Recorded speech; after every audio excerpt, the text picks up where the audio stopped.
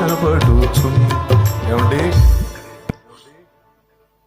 భక్తుడు దేవుని వేడుకుంటున్నాడు, అయ్యా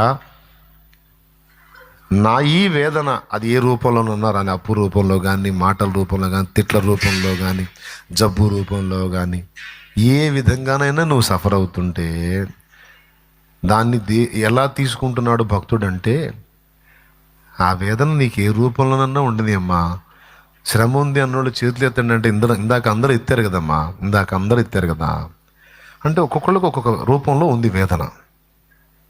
అదే రూపంలో ఉన్న వేదనైనా భక్తుడు అంటున్నాడు, నా ఈ వేదన నీ దెబ్బయని మౌనముగా సహి ఇంతును ప్రభువా.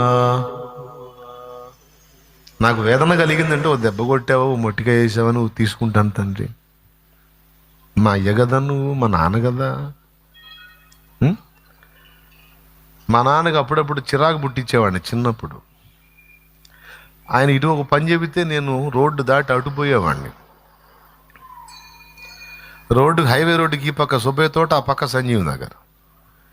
నేను కదిలితే హైవే రోడ్డు దాటి సంజీవ్ నగర్కి వెళ్ళి అక్కడ ఆడుతూ ఉండేవాడిని.